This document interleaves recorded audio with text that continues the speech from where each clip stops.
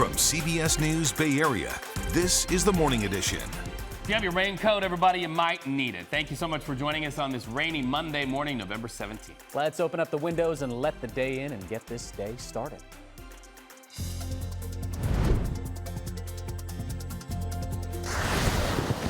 Heavy rain hitting the Bay Area overnight. We're tracking any flooding in your community, and we're live on the peninsula tracking the storm. Still in shock, hurt, angry, disappointed, still questions around why. The Oakland community continues to mourn the death of beloved football coach John Beam. We hear from a former NFL player who learned lifelong lessons from the Bay Area legend.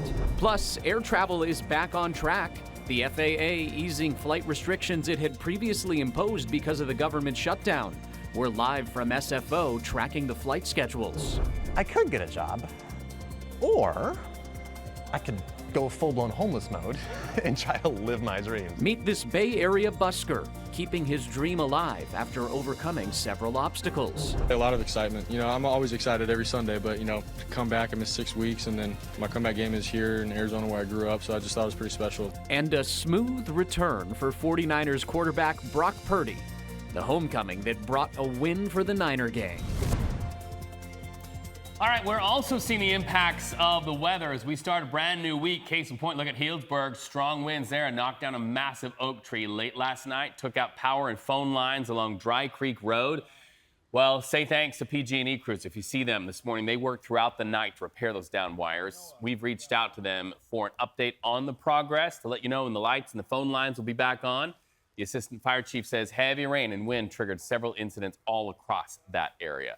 Your community station tracking the impacts in real time using the radar. Look at this. It's right here at our feet. Max, it shows us exactly what all of you out there will be waking up to and living through throughout the day. Looks like quite a mess. Maybe we are through the worst of it. That's why we've got meteorologist Zoe Mintz here to tell us more about all of the showers and rain activity we are expected to see throughout the day. Zoe, when we look down, it looks pretty intense, but that's... Maybe you can clear this up for us. I was about to say, it's already happened. It's already behind us. That big push of rain, winds, and the biggest storm impacts, again, already happened past 5 hours ago. So that's past 6 hours, not what you'll be experiencing today. Exactly. You'll see. We'll get that corrected. Yeah, definitely. We'll be seeing some wet roadways early this morning, some ponding. Definitely give yourself some extra couple of minutes because you know how people drive in California when there's rain on the ground. But it is going to continue to lighten up throughout the next several hours. Again, this is the main frontal band that has already moved past the Bay Area. Just a few of those isolated little showers. And then you notice to our north, there is going to be more rain that's on the way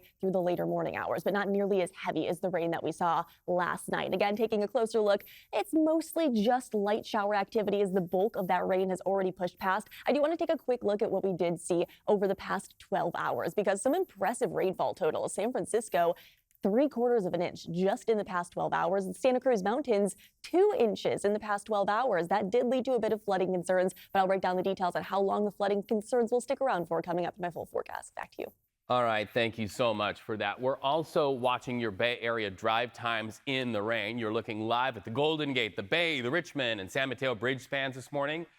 More traffic coverage coming up as we just make sure that we're on the same page as you are getting to work safely this morning. And take a look at this video out of San Bruno right now. Look at that. Heavy rain causing flooding right near the Caltrain station on San Mateo and San Bruno Avenue. Likely where you live, you're going to see similar situations. San Bruno police set up a closure around 1 a.m. just to keep people from driving under that underpass. And that is where we find our Veronica Macias right there in the rain for you day in and day out, it seems. Veronica in San Bruno. Tell us if people are finding a workaround there. Well, thankfully at this hour, it seems like the overpass here has opened for people. I've seen a lot of people just coming to this train station here, early morning risers, trying to get to work. But it is really ugly to try to get to work in this situation because you have the gusty wind. And I swear, if you had come to me a few seconds earlier, Reed, it seems like they just had opened up that fire hose. We had some rain here coming through, and it was, sideways rain. And it just, as soon as it came in, it left. So this area, you can see there's some cones and some signs still set up in this area, but you see cars coming through here. This is the same situation over in Belmont. We found that there's a closure under an overpass by the train station there over at Harbor and El Camino. So this morning, as you're trying to get to work, just be mindful that the roads are still slick. There are still a lot of areas that have standing water. So you want to take your time and you want to be careful with the ponding on the roads this morning. But just as soon as the rain came through this area here at San Mateo and San Bruno, it left us here. But yeah, wind was whipping here, and you definitely want to be careful on the roads this morning as we start your work week. Reed. Good reminder. Okay, Veronica, thanks. And it's also good to see FedEx is delivering this early in the morning. So if you're traveling this week, the FAA says schedules are back to normal across the country after last week's order by the agency to reduce those flights at 40 major airports across the country. That included SFO in Oakland, and that caused a lot of delays and cancellations. So where are we this morning? Well, you can see right here, this is the FlightAware map. That shows the active flights that are in the sky right now. So from the sky and that picture to down on the ground. Let's look live at SFO Airport this morning, getting off the ground after a pretty precarious week for travelers, many of you last week. We talked about thousands of flight delays, hundreds of cancellations. They cause a lot of trouble for travelers. Well, fast forward to a new week, and you see that board there. I see one cancellation, but everything else, the lion's share, looks like it is on time. Score one for those people who are working to keep the flights in the sky. Here is their outlook. It does appear that air traffic controllers are working. The call-outs are minimal, and they're all getting bonuses now if they came to work. So I think the morale there is up, as well as the TSA. I think we're going to have a smooth, hopefully, Thanksgiving travel season. Yeah, airline CEOs tell CBS Mornings air travel will be fully up and running just in time to get over the river and through the woods. Max. All righty, moving around the Bay now for headlines in your community. We begin in San Francisco. One person is dead and another person in critical condition after a double shooting in the Mission District. This happened early Sunday morning near 16th and Caledonia Streets. Police say this started as a fight between several men on the street at about 12:20 a.m. It escalated. One man pulled out a gun and started to shoot. Two people were shot. Paramedics rushed them to the San Francisco General Hospital, where one of them died. The shooting happened in an area that's typically pretty busy, surrounded by bars, restaurants, and late-night foot traffic. I only lived in this neighborhood for 3 months, and I believe there's been 3 shootings in this area since I've lived here. A business owner who has surveillance footage says he does plan to share it with police. The incident may also be on video, recorded on a Waymo self-driving vehicle that was parked nearby. Police recovered a gun at the scene as well, and within hours, investigators tracked a suspect to Visitation Valley. That's where they arrested 23-year-old Larry Hudson Jr. of San Francisco.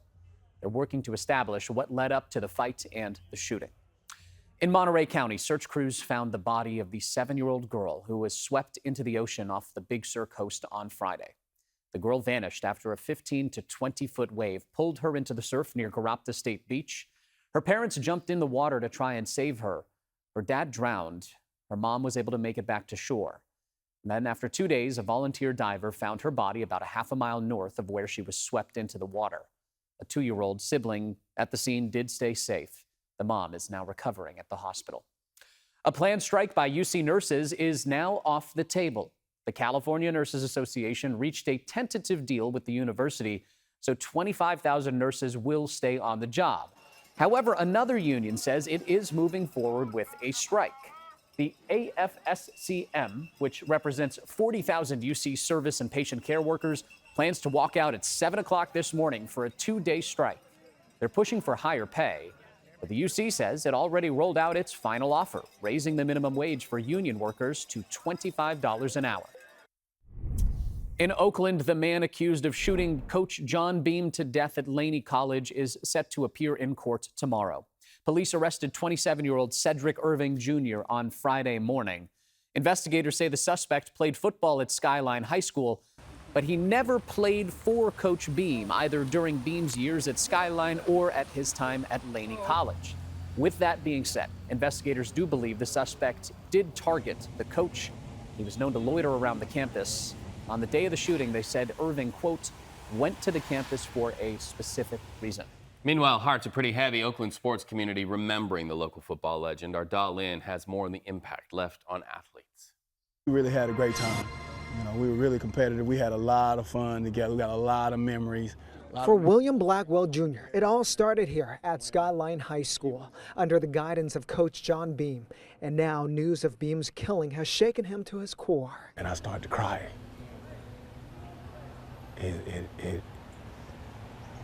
still in shock, hurt, angry, disappointed, like still questions around why, right? Blackwell played for Beam in the early 90s before earning a scholarship to San Diego State. His standout years there led to being drafted in the second round by the Pittsburgh Steelers, launching a 5-season NFL career. He eventually returned to the East Bay to coach youth football. And through it all, he stayed close with the man he saw as a father figure. He spoke the truth to me. He believed in me. He had my back 100% of the time. Good, bad, and ugly, he's standing with me. Beam built a culture of success, competitive practices, classroom discipline, and an unshakable belief in his players. When grades came out, in the all-TC room around here, everybody's grades were on the chalkboard. Oh, wow. You're going to show your grade point average to everybody on the team. That kind of held us all accountable. Our team was, competitive in the classroom and our practices were on fire. Laney College officials say Beam coached more than 2,500 players over 45 years at Laney and Skyline, including more than 30 who made it to the NFL. You better come strong, you come to the town. Yeah. And in 2020, the world got to know him through Netflix Last Chance U, his passion, his mustache, and his Oakland pride. When you're a coach, you are a teacher. But as a coach, do you know how to teach? So he knew how to teach what we were doing. And that is why we had so much success. Blackwell says he last saw Coach Beam at a recent youth football game he was coaching. A moment made even more special when his young son struck up a conversation with Beam. I was so happy that he was developing his own relationship with Coach Beam, which made me feel really good that he was comfortable enough to go and speak with him. And that was the last time I saw him, alive. And my boy was able to speak to him. A lot of people stopping by at this makeshift memorial to lay flowers and light candles. Not far from where the coach was shot, Coach Beam was 66 years old. Dial in there. Thank you. The suspected shooter faces a judge tomorrow. You can find updates on this story as they happen at kpix.com and also on the free CBS News app. Time right now, 6:12 in the morning. President Trump overnight saying release the Epstein files. Up next, what Congress plans to do this week on the files that belong to the dead sex criminal who was also a longtime associate of Donald Trump. And bringing us closer to home, San Francisco city leaders and community members remember victims of traffic crashes. When we come back, we'll tell you what they are doing to keep pedestrians safe on city streets. Zoe, take us outside. Well, this morning we're seeing our second of 3 storm systems that are going to impact the Bay Area. I'll break down the details on how long you'll have to keep the umbrella handy for coming up in my full forecast. Welcome back, everybody. It's 6:16 in the morning, right on the nose. So we are watching these live pieces of video coming to us in real time from our many monitors. They bring us those headlines this morning from all across the globe. And here is where we start this morning. Let's go ahead and advance this just a little bit and get this headline. President Donald Trump seen getting off of Air Force One. Here is what happened overnight. He said on social media, it is time to release the Epstein files. In fact, here are his words. House Republicans should vote to release the files, adding it is time to move on. This is the House gets ready to vote tomorrow on a resolution to release all of the Justice Department's files on the deceased sex offender and longtime Trump associate, Jeffrey Epstein. Trump has denied knowing of Epstein's crimes. Well, does the United States military have plans to attack inside Venezuela? Well, this morning, the USS Gerald R. Ford, you see it right there. It's a warship. It sits in the waters right off of the Venezuelan coastline. President Trump says talks with Venezuelan leader Nicolas Maduro may happen even as the U.S. launches more deadly strikes on boats. He says Maduro is linked to a cartel and terror group. In recent weeks, the U.S. military has conducted strikes on more than 20 alleged drug smuggling boats, with officials reporting more than 80 people killed so far out in the water. President Trump's immigration crackdown hit Charlotte, North Carolina. The Department of Homeland Security reports nearly 100 arrests the first day of the enforcement Saturday. Gregory Bovino, who is the commander in charge of that operation, says many of those arrested have criminal histories. Charlotte is the 5th U.S. city to be targeted by ICE and Border Patrol. So a lot of people wondering why Charlotte? Well, the feds say it's because of Charlotte's sanctuary city policies. All right, weather's a big talker on this Monday morning. Let's give you a live look at Highway 50 near Kingvale. Snow expected in the Sierra. You can see snow's coming down right there as we speak. Chain controls in effect in the Sierra right now on Highway 50. Zoe Mintz, let's talk weather on this Monday morning. It is slick out there on our roads back home, huh? And it feels like winter. I mean, for us in the Bay Area, winter is just atmospheric river season. In the Sierra, it's snow season. So it definitely kind of puts you in the mood. We are just around the corner from Thanksgiving and Christmas, and we're waiting on the sun to rise. But I don't think our sunrise is going to be all too beautiful early this morning because we're looking at a low pressure system moving directly over the Bay Area. You can literally see the counterclockwise swirl of that low pressure centered over California. Let's take it down to the ground, show you where that radar is right now, because there are still a few of those showers sticking around the Bay Area early this morning. But as you can tell, the heaviest of the rain, that big push of moisture, along with some gustier winds, anywhere from 45 to 55 mile an hour wind gust on top of those hills. We definitely saw those gusty winds last night. But again, we aren't expecting them to stick around for much longer than the next couple of hours as that frontal boundary continues to push farther and farther away. Let's time it out for you, kind of show you exactly what we're expecting. The main frontal boundary has already moved by, but as that low pressure continues to move overhead, we're looking at a bit of wraparound moisture. Again, moving counterclockwise along that area of low pressure. This is our view at 10 a.m. And let's put up some areas, some locators, just to kind of give you a better perspective on where this rain is going to be heading and exactly what time. This is our view 10 a.m. where we are expecting a wider swath of moisture to be moving over the peninsula. It's again not going to be anything crazy heavy, not anything crazy windy like what we saw early this morning, but it's something that you're probably going to want to keep that umbrella handy for. Even part of our North Bay and Inland East Bay might see a few of those isolated heavier downpours throughout the early afternoon before everybody quiets down late tonight and into early tomorrow, and allows us to see a lot more sunshine and a much nicer day tomorrow for any outdoor activities. That does mean our temperatures are going to be warming up. Look at highs today. You'll notice those colors that are a bit more blue. By tomorrow, hopefully we can show you, here's today, blue, widespread, low 60s to upper 50s.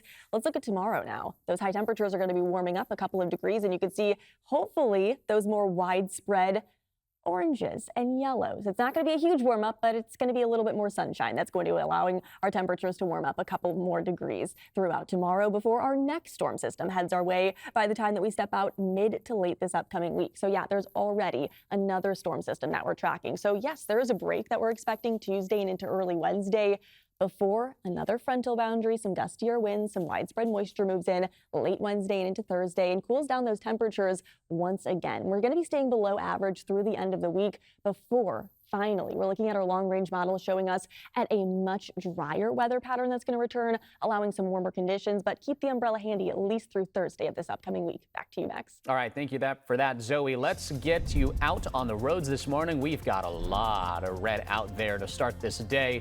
So here's our traffic map. We'll start with Highway 4 in Pittsburgh. The right-hand shoulder on westbound 4 is blocked because of a crash just after the Willow Pass Road exit. Head on over to eastbound 80, back-to-back accidents in Berkeley. One at the exit ramp to Buchanan Street, the other blocking the right-hand shoulder just before the Buchanan Street exit. So you should expect big delays in that area. In Emeryville on westbound 80, before the 580 exit, there is a crash blocking the left lanes. If you're using public transit this morning, be aware that BART is experiencing a 20-minute delay because of an equipment issue on the track. Plan ahead there. Otherwise, everything else appears to be on time so far this morning with no major delays. That is a look at your morning commute. Read.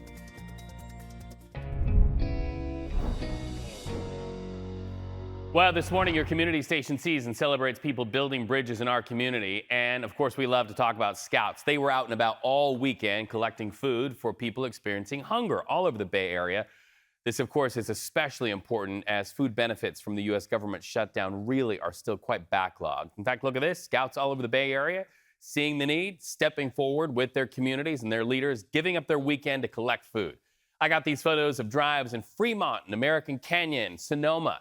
So if you don't believe there's good in this world, just stop what you're doing and look at the Scouts from Troops 32B, 6, and others. Hundreds of pounds of food collected. In fact, in Fremont, Scouts filled up 4 long semi-trucks and are bringing in another truck to get more food. Scouts in Pleasanton with Troop 998 dropped off 4 carloads and more than 1,000 items of food.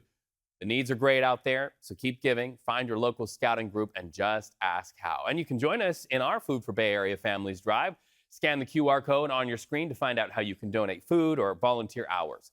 Or you can go to our website, kpix.com/give, and a very big thank you to Bay Area Scouts for showing us what community looks and what it feels like. Max? Alrighty, love to see that. 6:22 on this Monday morning.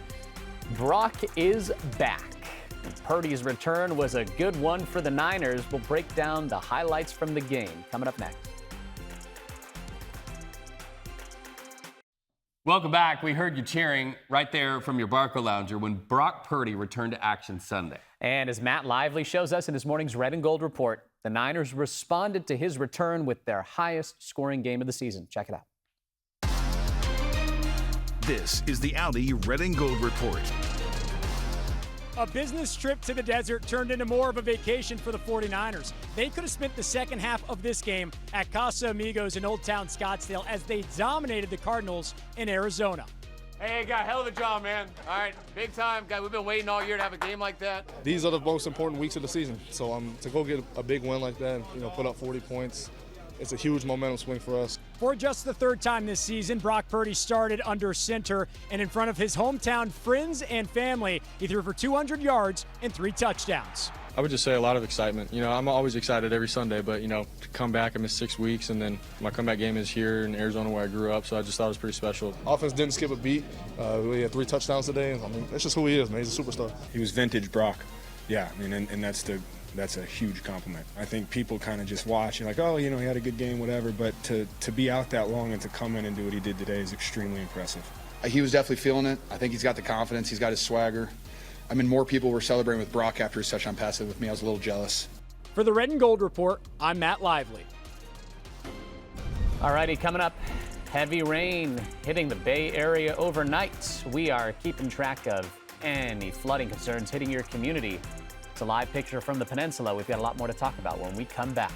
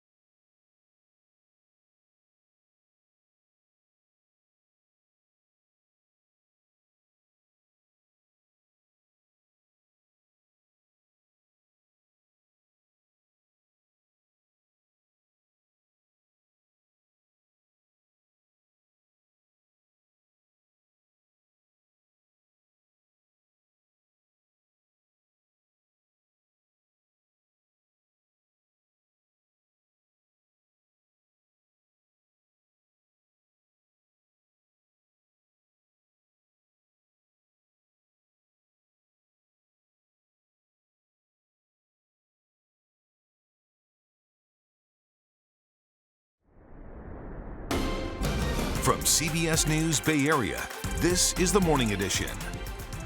Taking a live look outside, seeing San Francisco. They're still glowing despite what is kind of a dreary morning. Here's Zoe with your weather.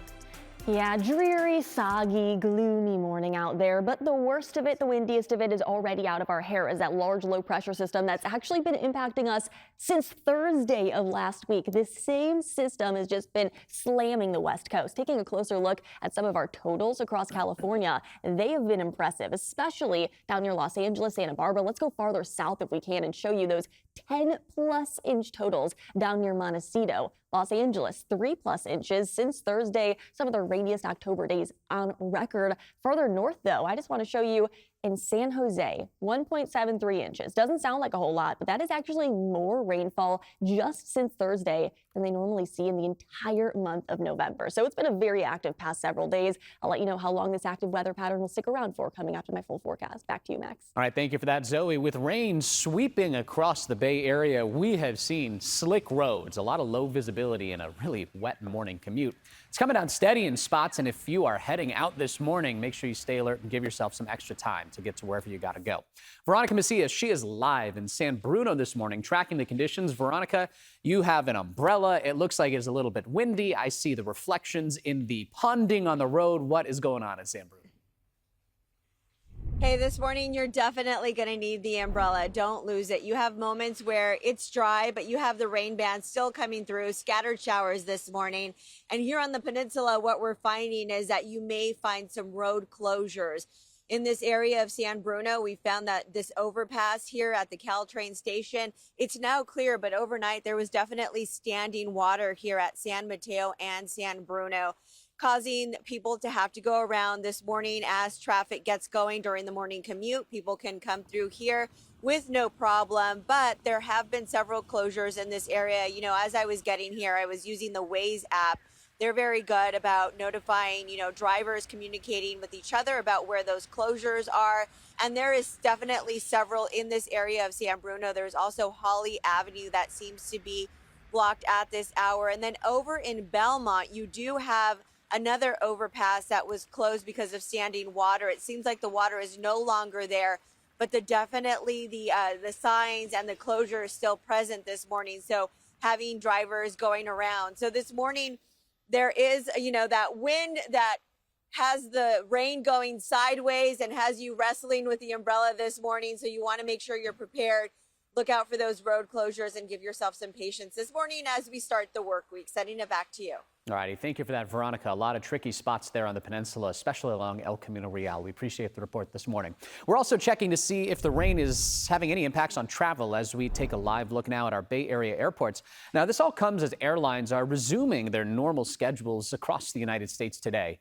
The FAA has lifted its emergency order that reduced flights at 40 major airports, including SFO in Oakland, because of the government shutdown and the shortage of air traffic controllers. Right now, according to the website FlightAware, SFO has 2 cancellations and 20 delays reported so far. Oakland, smooth sailing. No cancellations and just 2 delays so far this morning. Reed. Smooth sailing in Oakland. Well, moving around the Bay Area for other headlines in your community, a trial starts today for most of those pro-Palestinian protesters who occupied the Stanford president's office for a time last year. Multiple protesters who occupied the office were arrested that day. Prosecutors say the demonstrators spray painted the building, broke windows and furniture, and disabled security cameras.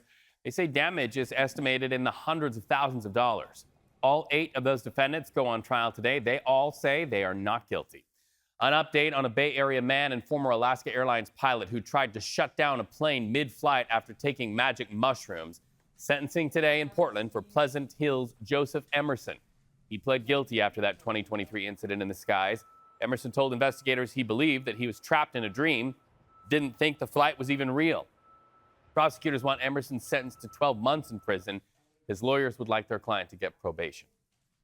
San Francisco city leaders held a candlelight vigil outside City Hall last night to honor the lives lost in traffic crashes. The annual observance is a part of a World Day of Remembrance for victims. Families shared personal stories, and local leaders read the names of people who've been killed on San Francisco streets. Amanda Harry spoke with one survivor who shared his journey of recovery. Titus Bradley, David Warren Bridges, Jr. Each name carefully read, every one representing one of the 348 people killed in traffic crashes in San Francisco since 2014. Around 5,000 more people have been severely injured, including John Lowell. Because I had traumatic brain injury and polytrauma injuries, fractures all over me.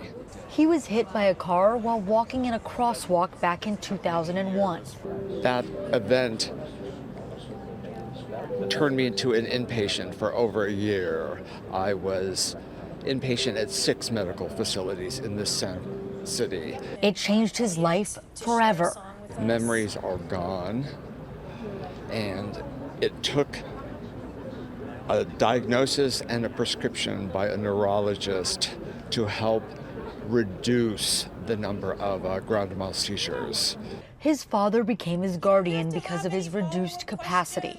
After years of mental and physical rehabilitation, he has his life back, and he advocates for other traffic victims, including those who can no longer advocate for themselves. Sister Mary and I are here on behalf of my sister Rose Kelly, who was tragically taken from us 10 years ago. Photos and candles represent the lives lost. State Senator Scott Wiener says the city needs to do better. Decisions have been made over the years and decades that facilitating fast traffic is more important than people's lives. And it's painful to even utter those words. 21 people have died in traffic accidents in San Francisco in 2025. Everyone echoed that more work has to be done to protect people, but Wiener is proud of the efforts they're making. And at the state level, I am grateful to Walk SF and so many advocates for working with us to pass automated speed enforcement, which is already having incredibly positive impacts in San Francisco in terms of just slowing people down when they are driving.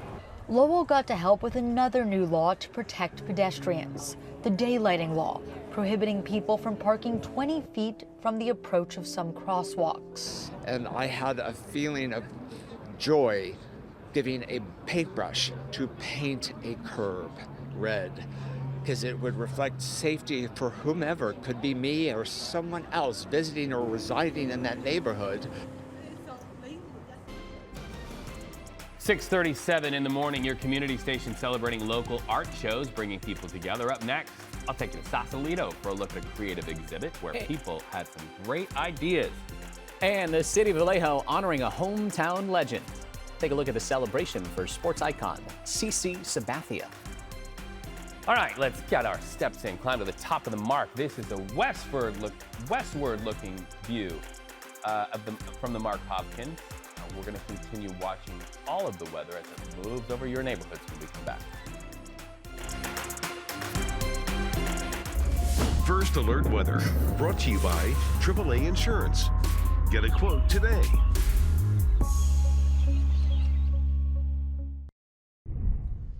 Welcome back. We are watching live videos from our many monitors. We're bringing you headlines from all across the globe. The UN Security Council is set to vote today on the next phase of President Trump's Gaza peace plan. The U.S. drafted resolution calls for the creation of a board of peace to govern Gaza temporarily, the deployment of an international stabilization force, and it outlines long-term goals for recovery. Critics say the plan lacks detailed steps, however, and faces major obstacles, including potential vetoes from Russia, China, and opposition from Arab states. The Reverend Jesse Jackson remains in a Chicago hospital this morning in treatment for a neurological disorder. His family says his condition has stabilized and that he is breathing on his own without assistance from machines. The 84-year-old civil rights leader and founder of the Rainbow Push Coalition was diagnosed with a disorder called PSP back in April. Read. Time for a look at what's coming up later on CBS Mornings. Here's Tony DeCopo. Hey, good morning, Reed. Good to see you on this Monday. Coming up on CBS Mornings. Monday means Beg Knows America. David introduces us to a young man crisscrossing the heartland of America, finding goodness on his journey, one tiny town at a time. Plus, Thanksgiving. Talk about goodness. It's right around the corner. We're going to let you know where to find deals at the grocery store. They're hiding somewhere as you prepare for your holiday feast, and how to use AI to save you time and money. Hey, AI, go grab that soup for me. AI is not going to do it, but it can do other things. Also, Grammy Award winner and music mogul DJ Khaled is here. He's going to tell us about getting back in the studio as he's set to release his 14th studio album. and then shoot a video about it outside. All that and more coming up 7 o'clock. Well, the Bay Area is home to many sports legends, and that includes pitcher CC Sabathia, who was inducted into the Baseball Hall of Fame this year. Now his hometown is Vallejo, honoring him in a very special way. Here's John Ramos. CC Sabathia has worn a lot of titles in his life, from Cy Young Award winner to World Series champion to Hall of Fame inductee. But the one he's had the longest, and that may be closest to his heart, is that of native son of the city of Vallejo. Look at the emotion from the big fella. CC Sabathia, short for Karsten Charles, took the baseball world by storm. The hard-throwing lefty made batters look silly as he prowled the mound like a grizzly bear. But his life began in Vallejo, and on this day they honored the local hero, who in July became a first-ballot Hall of Famer, although he admits he never imagined that would happen.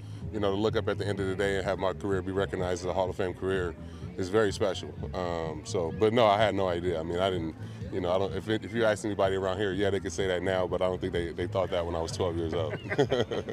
Family, friends, and admirers gathered at Vallejo High School, where he played all 3 major sports. But it was on the diamond where he really stood out, and his friend and teammate Jomar Connors recalled a little scam they pulled in making their own version of pine tar. We would put my mom Jerry Kroger juice, Kool-Aid, lotion, soap, dirt, and we would put it on our hands and we'd go hit home runs. So we start charging the neighborhood kids $5. And we would just throw the ball a little slower, but they could hit it out. During and after his career, CC and his wife and business manager, Amber, began the Pitch In Foundation, supplying local kids with backpacks and school supplies. Amber's auntie, Joan, says he's earned the love that Vallejo feels for him. CC hand is open. He's willing to teach. He's willing to be a mentor and help the next generation. This is right, Mike.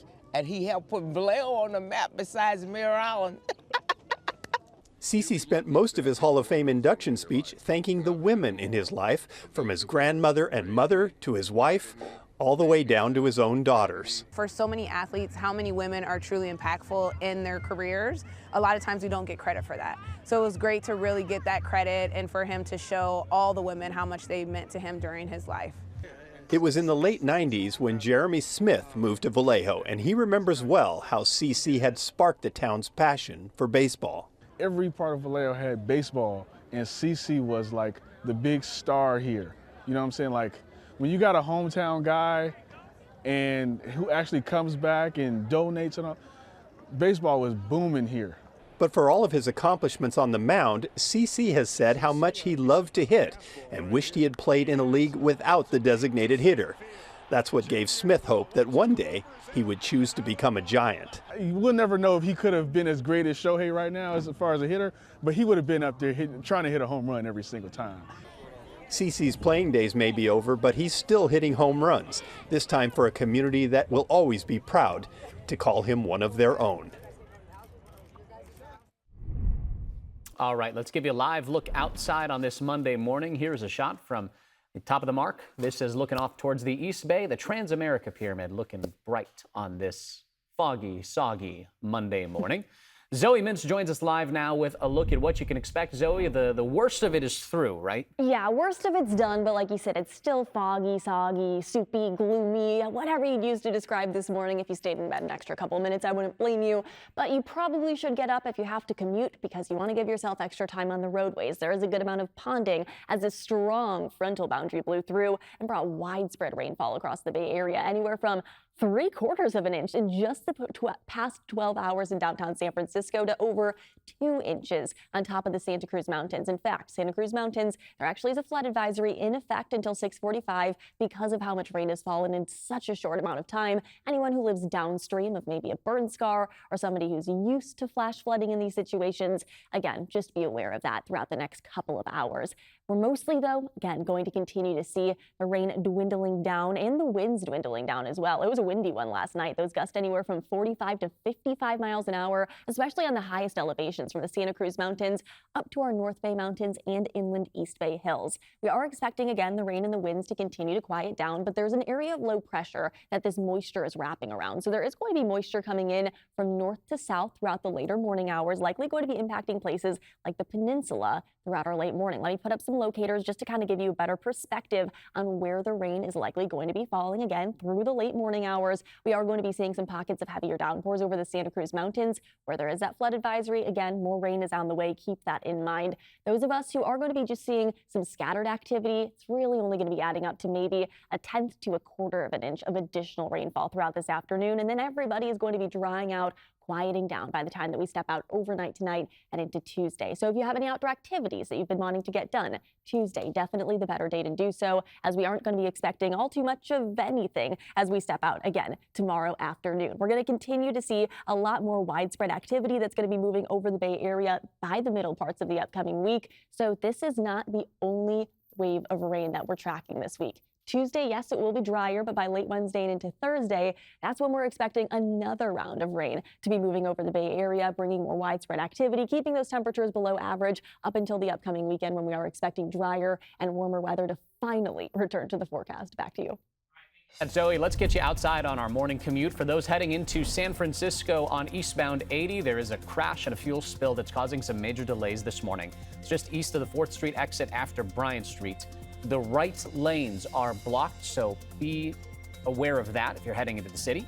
In Orinda, we've got back-to-back crashes this morning on westbound 24. One of them is on the left shoulder just before the Wilder Road exit. Then a little further down, the slow lane blocked after Fish Ranch Road.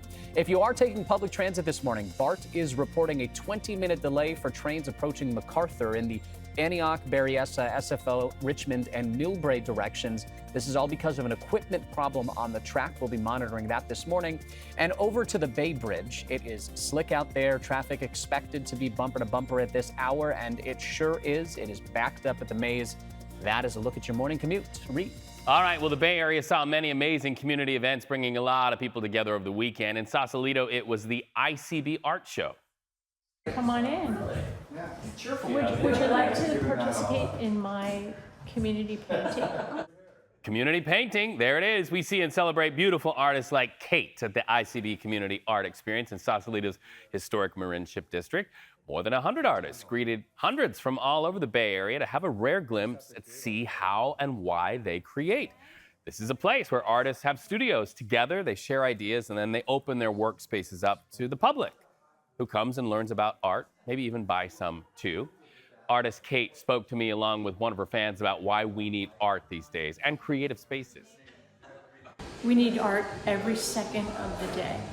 We need creative spaces on this planet this time of the world because creativity is under threat. And creativity can save humanity. By the way, Kate, who you first saw there, is a breast cancer survivor who helps others fighting cancer. So what she says about art making us feel grateful to be alive is especially meaningful. Keep painting, friends. 6:51, President Trump rolling back on some tariffs impacting more than 200 food products, when you could start seeing lower prices at the grocery store up next. And we will introduce you to a Bay Area busker, finding a path off the streets and making his dream reality. Live look outside before we head to break. Kind of a soupy day. We're going to get you through it. We'll be right back.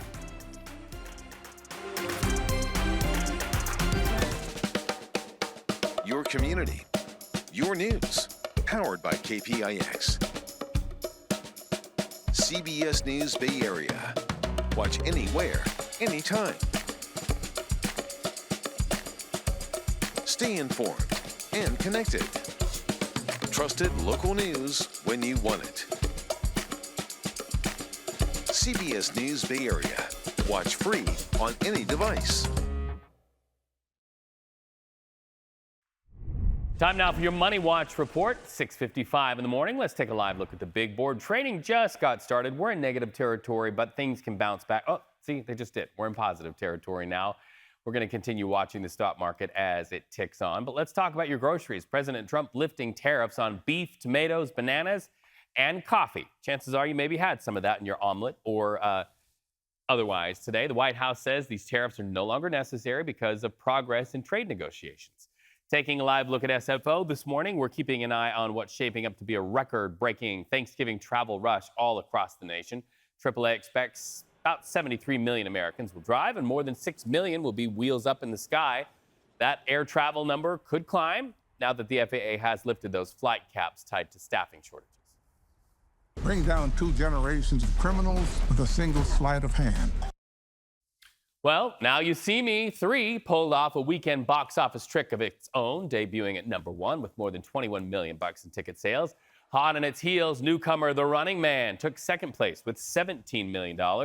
Last weekend's champ Predator Badlands dropped third, bringing in $13 million.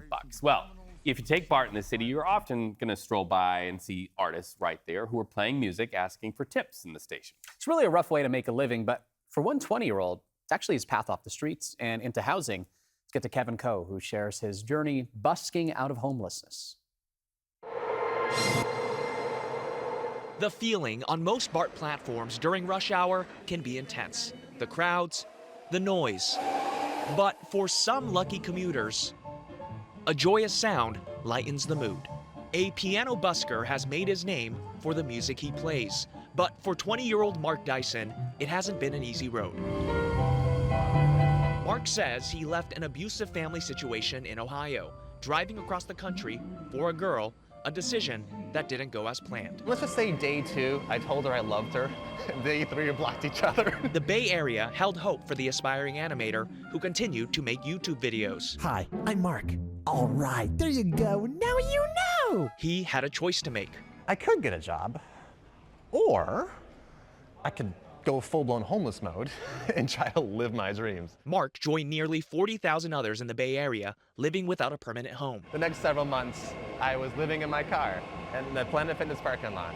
And that was certainly something. Very lonely, very dangerous, but it gave me like my own safe space. Like I had a place I could call home. Holding a full-time job is difficult, as Mark is diagnosed with bipolar disorder, autism, and ADHD. With few options, Mark fell back on something he'd been doing since the age of 4, playing piano. He began busking at BART stations and went all in. You know how they say don't put all your eggs in one basket? I am putting all my eggs, along with the hens and the roosters, in this one basket. So far, the gamble has paid off, literally. He started a year ago, and since then, BART riders like Rod Kilpatrick have taken notice. He's very skillful, and he's got a mind like an encyclopedia. I wish I had the courage to do something like that, and the skill to do it. By playing piano, Mark has been able to afford an apartment in the East Bay. He's working to save up and looking toward the future. This is not something I want to do forever. This is very, very dangerous. I have been robbed from multiple times. I see lots of things happen down here. While not taking this unconventional path for granted. Everyone says, oh, you must be so brave. You must be so hardworking. No, dude, I'm just really, really lucky. I love what he had to say at the end of it. At really lucky. the end of it all, I'm really, really lucky. Yeah, and a genius too, right? Yeah, beautiful music. More of that in our world. Well, the FAA lifts its flight reductions. How soon will flight operations get back to normal? And honoring a hometown hero, Bay Area Hall of Fame pitcher has some new hardware. Love the details. Live look outside right now on this sort of overcast day. Thank you so much for joining your community station. We hope to see you over on Pix Plus 44, cable channel 12. We'll have all of your weather, all of your traffic. And we're also going to showcase artists who up in the North Bay made a beautiful Saturday. Plus, we're celebrating Bay Area scouts who are out and about in your neighborhoods. Guess what? They're calling in the semi-trucks. They saw a need with food shortages in the Bay Area, and they said, hey, we got you. We've got that, plus ways that you can help out and be a great citizen in our community and feel good with our Food for Bay Area families.